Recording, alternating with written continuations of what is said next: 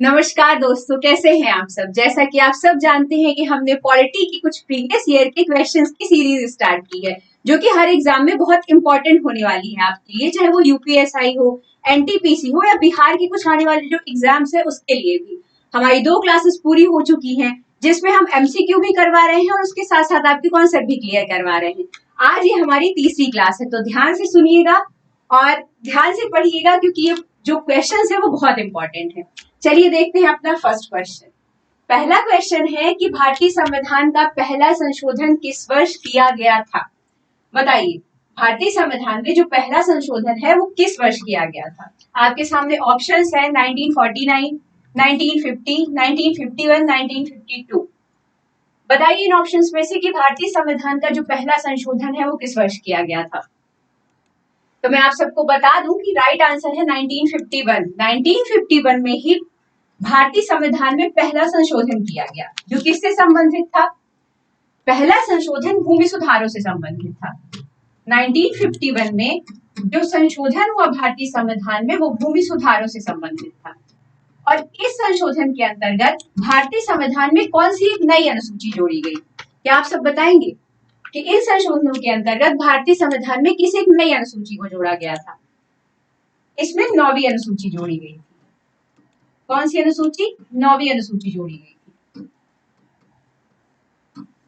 यहां पे आपको 3 चीजें समझ में आ रही है कि भारतीय संविधान में पहला संशोधन जब हुआ यानी 1951 को, तो वह किस चीज से संबंधित था? भूमि सुधारों से। और उस सुधार में कौन सी एक नई अनुसूची जोड़ी गई थी भारतीय संविधान में? तो 9वीं अनुसूची को जोड़ा गया था।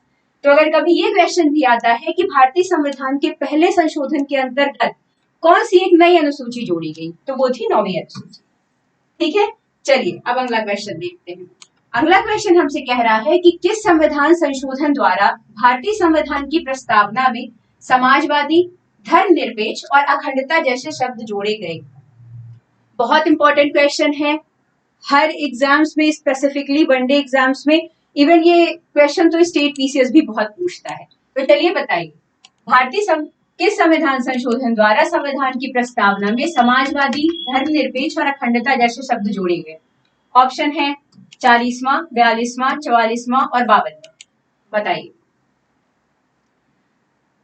अगर हम ऑप्शन की तरफ देखें तो आप सबको पता है कि 44वां संविधान संशोधन हुआ था 1978 में, जिसके अंतर्गत संपत्ति के अधिकार को मौलिक अधिकारों की श्रेणी से निकाल कर एक कानूनी अधिकार बना दिया गया था।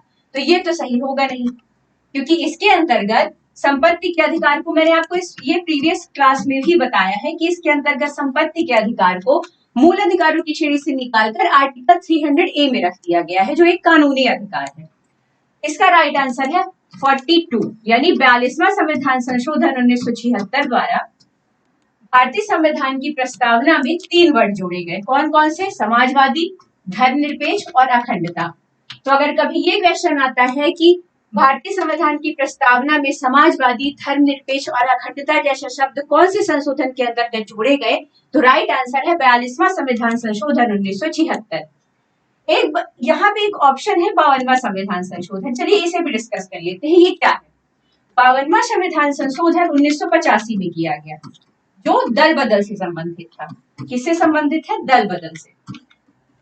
कि अगर कोई नेता अपना पार्टी बदलता है तो उसे एक नियम के तहत दंड स्वरूप ये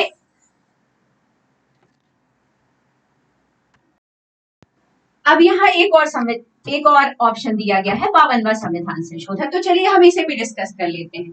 52वां संविधान संशोधन 1985 किस चीज से रिलेट करता है? 52वां संविधान संशोधन 1985 दल बदल से संबंधित है। किससे संबंधित है? दल बदल से। और इसी के अंतर्गत संविधान में 10वीं अनुसूची को जोड़ा गया था। कौन सी अनुसूची जोड़ी गई थी? 10वीं। तो अगर कभी ये क्वेश्चन आता है कि 52वां संविधान संशोधन किस चीज से रिलेट करता है, तो ये दल बदल से है। और इसके अंतर्गत संविधान में 10वीं अनुसूची को जोड़ा गया। अभी मैंने आपको प्रीवियस क्वेश्चन में बताया था कि जो 9वीं अनुसूची संविधान में जोड़ी गई थी वो कौन से संशोधन अधिनियम के अंतर्गत थी। तो 1991 में जो पहला संशोधन अधिनियम आया था उसके अंतर्गत 9वीं अनुसूची को जोड़ा गया। और 52वां संविधान संशोधन 1985 द्वारा 10वीं अनुसूची जोड़ी गई। तो इसे आपको याद रखना है। चलिए अगला क्वेश्चन देखते हैं। अगले क्वेश्चन में बोला गया है कि किस संशोधन द्वारा मतदान की न्यूनतम आयु 21 वर्ष से घटाकर 18 वर्ष कर दी गई? बताइए, क्या आपको पता है किस संशोधन द्वारा मतदान की न्यूनतम आयु 21 वर्ष से घटाकर 18 की गई? आप सब जानते हैं, आप सब वोट देने भी गए होंगे कई सारे लोग, तो आप सबको पता है कि मतदान करने की जो आयु है वो 18 वर्ष है, न्यूनतम 18 ईयर्स है। तो वो कौन सा संविधान संशोधन अधिनियम था जिसके अंतर्गत 21 वर्ष से आयु को घटाकर 18 वर्ष कर दिया गया? आपके सामने ऑप्शन है 42वां, 44वां, 61वां और 52वां। अब देखिए, यहाँ पे जो मैं आपको कॉन्सेप्ट क्लियर करवा रही हूँ उसका क्या फायदा है वो आपको यहाँ पे समझ में आएगा। मैंने आपको 42वां संविधान संशोधन अभी बताया 1976, जिसके अंतर्गत संविधान में 3 शब्द जोड़े गए। कौन कौन से? समाजवादी, पंथ निरपेक्ष और अखंडता। फिर मैंने आपको 44वां संविधान संशोधन भी बताया 1978। इसके अंतर्गत क्या हुआ था? इसके अंतर्गत संपत्ति के अधिकार को मूल अधिकारों की श्रेणी से निकाल कर एक कानूनी अधिकार बना दिया गया। और कौन से आर्टिकल में रखा गया? इसे रखा गया आर्टिकल 300A।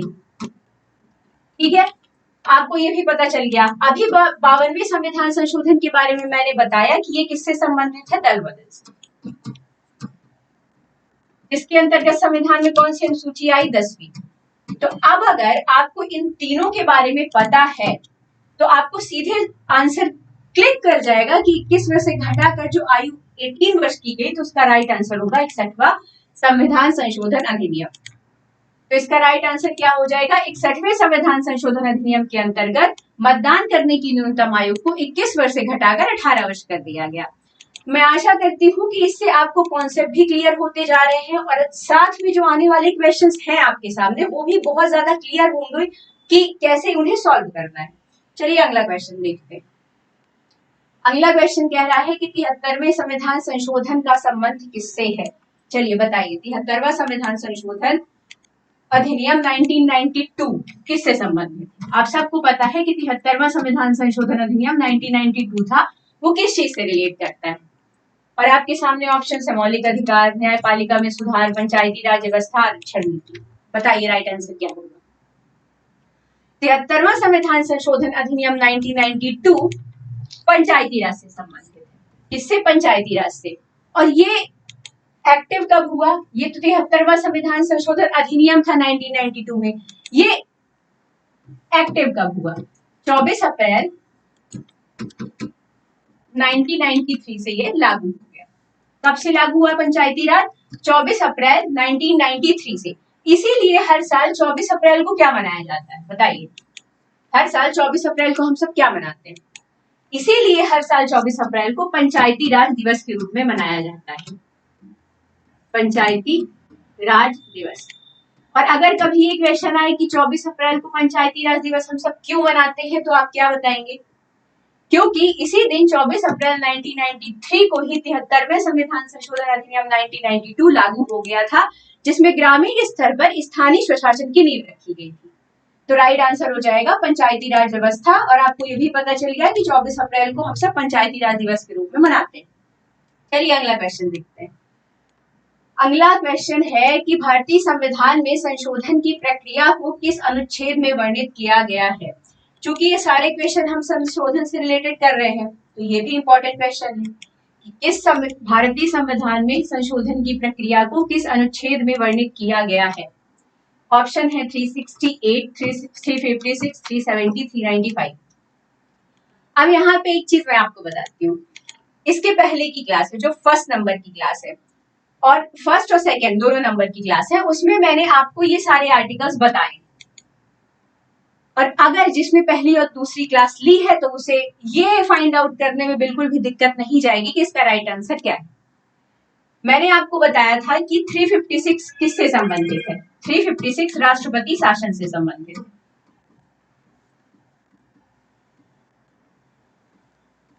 राष्ट्रपति शासन से संबंधित। वहीं 370 जम्मू कश्मीर को विशेष राज्य का दर्जा देता है।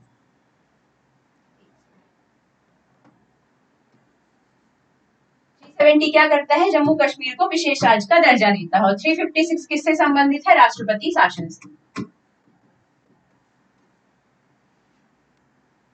इसका सही आंसर है भारतीय संविधान में संशोधन की प्रक्रिया को किस अनुच्छेद के अंतर्गत वर्णित किया गया है। तो राइट आंसर हो जाएगा 368, क्योंकि आप सबको पता है कि 356 राष्ट्रपति शासन से संबंधित है, 370 जम्मू कश्मीर को विशेष राज्य का दर्जा देता है, जो जिसे 5 अगस्त 2019 को समाप्त कर दिया गया है।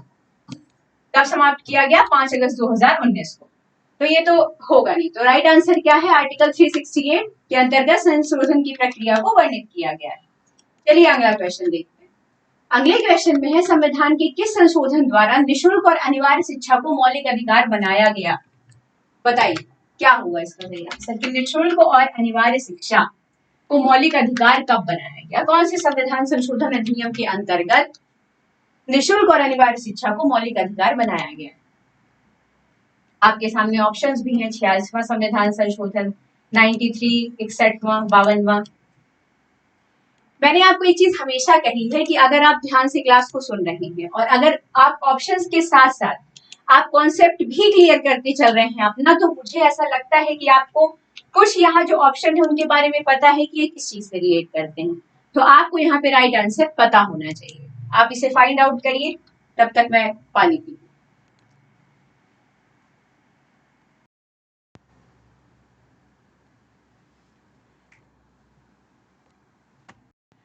जी तो चलिए बताइए, भारतीय संविधान के किस संशोधन द्वारा निःशुल्क और अनिवार्य शिक्षा को मौलिक अधिकार बनाया गया है? मैंने आपको ऑप्शन में बताया है पहले भी कि 61वां संविधान संशोधन द्वारा मतदान करने की आयु को 21 वर्ष से घटाकर 18 वर्ष कर दिया गया। अभी पहले ही हमने ये किया कि इस 21 से घटाकर 18 वर्ष हमने मतदान की आयु 61वें संविधान संशोधन अधिनियम के अंतर्गत की, तो ये तो होने से रहा। 52वां संविधान संशोधन मैंने बताया 1985, जो कि दल बदल से संबंधित है, तो ये भी नहीं होगा। ये दल बदल से है तो ये भी रॉन्ग हो गया। 93 जो अमेंडमेंट है वो ओबीसी को शैक्षणिक संस्थानों में आरक्षण की बात करता है, शैक्षणिक संस्थानों में आरक्षण की बात करता है, इसलिए ये भी आंसर नहीं होगा। तो राइट आंसर हो जाएगा 86वां संविधान संशोधन 2002 द्वारा निःशुल्क और अनिवार्य शिक्षा को मौलिक अधिकार बनाया गया। अब आप यहाँ पे देखिए, ये जितने भी ऑप्शंस है इसके साथ कॉन्सेप्ट तो क्लियर हुए। आपको एक नई चीज और पता चली कि जो 93वां संविधान संशोधन है उस वो क्या बोलता है। उसके अंतर्गत ओबीसी को शैक्षिक संस्थानों में आरक्षण की बात की गई है। वही 86वां संविधान संशोधन अधिनियम 2002 जो आया था उसके अंतर्गत संविधान में एक नया आर्टिकल जोड़ा गया। तो क्या आप सबको पता है कि इसके अंतर्गत संविधान में किस नए आर्टिकल को जोड़ा गया था? इसके अंतर्गत संविधान में आर्टिकल 21A को जोड़ा गया। कौन सा आर्टिकल जुड़ा? आर्टिकल 21A, जो कि ये प्रावधान करता है कि 6 से 14 वर्ष की आयु तक के बच्चों को निःशुल्क और अनिवार्य शिक्षा प्रदान की जाएगी। एक क्वेश्चन है, 4 ऑप्शंस है और इसी में से फैक्ट न जाने कितने सारे हैं जो आपको पूरा एक क्वेश्चन कवर कराना है। आशा करती हूँ आपको ये समझ में आ रहा होगा कि क्यों एमसीक्यू के फॉर्म में आपको सारी चीजें कॉन्सेप्चुअल तरीके से क्लियर करवाई जा रही। अब जैसे यहाँ पे हमने 5 फैक्ट पढ़े। 86वां संविधान संशोधन 2002 क्या बताता है? निःशुल्क और अनिवार्य शिक्षा। इसके अंतर्गत संविधान में कौन सा एक नया आर्टिकल जोड़ा गया? Article 21A। आर्टिकल 21A क्या प्रावधान करता है? 6 से 14 वर्ष की आयु तक के बच्चों की निःशुल्क और अनिवार्य शिक्षा। 93वां संविधान संशोधन ये किस चीज से रिलेट करता है? ये ओबीसी को शैक्षणिक संस्थानों में आरक्षण की बात करता है। 61वां संविधान संशोधन हम पहले भी पढ़ चुके हैं कि मतदान करने की आयु को 21 वर्ष से घटाकर 18 वर्ष जब की गई तो वो 61वें संविधान संशोधन के अंतर्गत की गई। वहीं 52वां संविधान संशोधन 1985 दल बदल से संबंधित है और जिसके अंतर्गत कौन सी एक नई अनुसूची जोड़ी गई वो आप मुझे कमेंट सेक्शन में बताएंगे। इसके अंतर्गत कौन सी एक नई अनुसूची को जोड़ा गया था जो मैंने आपको अभी प्रीवियस क्वेश्चन में बताई। चलिए अगले क्वेश्चन की ओर बढ़ते हैं, इसमें काफी समय लग गया। अगला क्वेश्चन है, संविधान का कौन सा संशोधन निजी संपत्ति का अधिकार जो मौलिक अधिकारों को सूची से हटाता है? बताइए इसका क्या आंसर है। संविधान का कौन सा संशोधन है जो निजी संपत्ति के अधिकार को मौलिक अधिकारों की सूची से हटाता है? निजी संपत्ति मतलब संपत्ति के अधिकार। ये जो निजी संपत्ति है ये कहता है संपत्ति के अधिकार। तो ये कौन सा है जो संपत्ति के अधिकार को मूल अधिकारों की श्रेणी से हटाता है? मुझे नहीं लगता है कि जिसने भी क्लासेस ली है, जो भी क्लास कंटिन्यू कर रहे हैं, उन्हें ये आंसर फाइंड आउट करने में प्रॉब्लम जाएगी। पहली दूसरी क्लासेस में भी ये क्वेश्चन कराया गया है, अभी अभी थोड़ी देर पहले भी मैंने आपको ये बताया। बिल्कुल सही, 44वां संविधान संशोधन 1978। इसी के द्वारा संपत्ति के अधिकार को मूल अधिकारों की श्रेणी से निकाला गया और कौन सा एक नया आर्टिकल आया, आर्टिकल 300A में इसे रख दिया गया। 52वां संविधान संशोधन सबको पता है, दल बदल। 42वां संविधान संशोधन किससे संबंधित है, 1976, जिसे लघु संविधान संशोधन भी कहते हैं। चलिए आगे बढ़ते। अगला क्वेश्चन हमसे पूछ रहा है कि किस संविधान संशोधन में मूल कर्तव्यों को जोड़ा गया, यानी कि फंडामेंटल ड्यूटीज किस संविधान संशोधन के अंतर्गत आई, बताइए। सबसे पहले तो मुझे ये बताइए कि मूल कर्तव्यों का प्रावधान संविधान के कौन से आर्टिकल, फंडामेंटल ड्यूटीज है वो कौन से आर्टिकल में। तो मैं आपको बता दूं कि जो हमारी फंडामेंटल ड्यूटीज है वो आर्टिकल 51A में है। कौन से आर्टिकल में है, आर्टिकल 51A। दूसरा क्वेश्चन कि मौलिक कर्तव्यों को भारतीय संविधान में किस कमेटी की रिकमेंडेशन पर शामिल किया गया, मौलिक कर्तव्यों को भारतीय संविधान में किस कमेटी की रिकमेंडेशन पर शामिल किया गया, तो इसका राइट आंसर है स्वर्ण सिंह कमेटी। किस कमेटी की, स्वर्ण सिंह कमेटी की रिकमेंडेशन पर मौलिक कर्तव्यों को इंडियन कॉन्स्टिट्यूशन में शामिल किया गया। अब बताइए, जो क्वेश्चन पूछ रहा है कि किस संविधान संशोधन में मूल कर्तव्यों को जोड़ा गया, तो राइट आंसर क्या होगा। 44वां संविधान संशोधन संपत्ति के अधिकार से संबंधित है, ये होगा नहीं। 52वां संविधान संशोधन दल बदल से संबंधित है, ये होगा नहीं। 86वां अभी पहले हम पढ़ चुके हैं कि ये शिक्षा के अधिकार से संबंधित है, ये होगा नहीं। तो राइट आंसर क्या हो जाएगा, 42वां संविधान संशोधन 1976। अब आपको पता चला कि अगर हम कॉन्सेप्ट भी क्लियर करते हैं अपने, तो जो अगर ऑप्शन में जो चीजें दी हुई हैं उनके बारे में भी अगर हमें पता है तो हमें राइट आंसर फाइंड आउट करने में बिल्कुल प्रॉब्लम नहीं जाने वाली।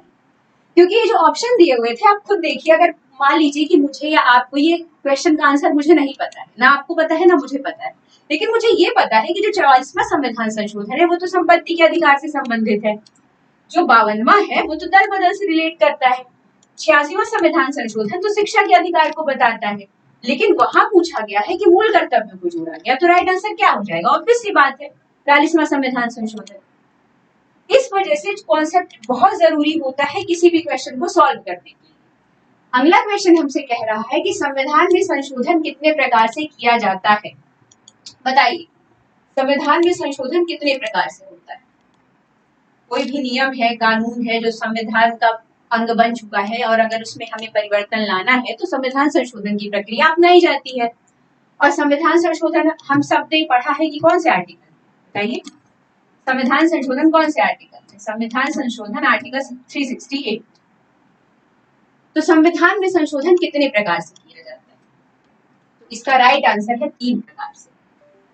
संविधान में संशोधन 3 प्रकार से होता है, कैसे। पहला है साधारण बहुमत द्वारा, साधारण पहली प्रक्रिया होती है साधारण बहुमत की संविधान में संशोधन करने की। दूसरी प्रक्रिया होती है विशेष बहुमत द्वारा, दूसरी प्रक्रिया है विशेष बहुमत।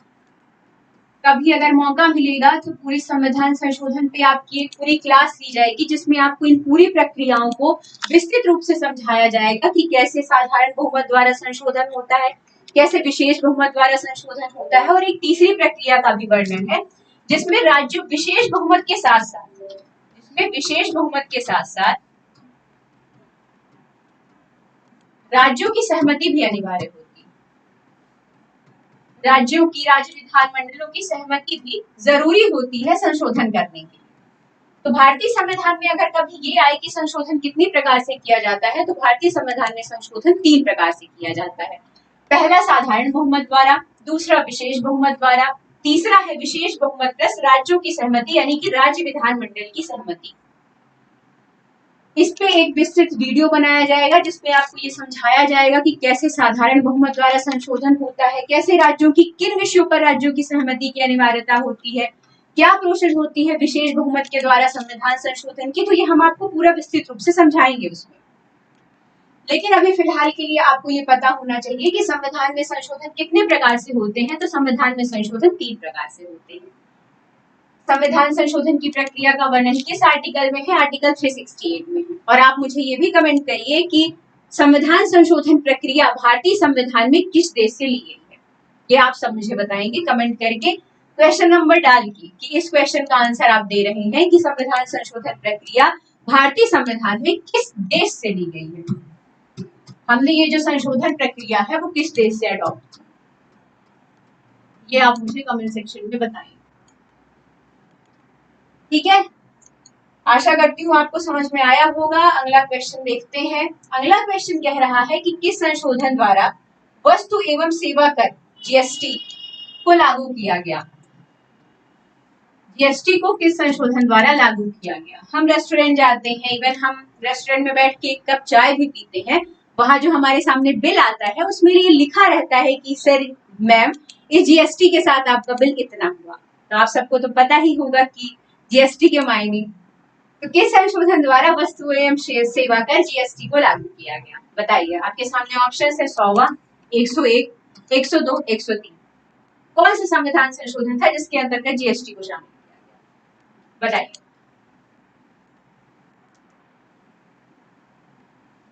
पहले अगर मैं ऑप्शन को देखूं तो 100वां संविधान संशोधन किससे रिलेट करता है? पता होना चाहिए ना। अगर हम ऑप्शंस 4 है हमारे सामने तो हमें पता होना चाहिए कि किस चीज से रिलेट करते हैं। 100वां संविधान संशोधन भारत और बांग्लादेश की सीमा निर्धारण से संबंधित है। भारत और बांग्लादेश की सीमा निर्धारण से संबंधित कौन सा 100वां संविधान संशोधन? भारत और बांग्लादेश की जब सीमा निर्धारण हुई होगी उस समय ये 100वां संविधान संशोधन किया गया। अब 102 संविधान संशोधन की ओर बढ़ते हैं। तो जो 102वां संविधान संशोधन है वो बहुत चर्चित संविधान संशोधन है। उसके अंतर्गत ओबीसी को एक संवैधानिक, ओबीसी आयोग को एक संवैधानिक आयोग का दर्जा दिया गया। तो ये संबंधित है ओबीसी आयोग की संवैधानिकता से।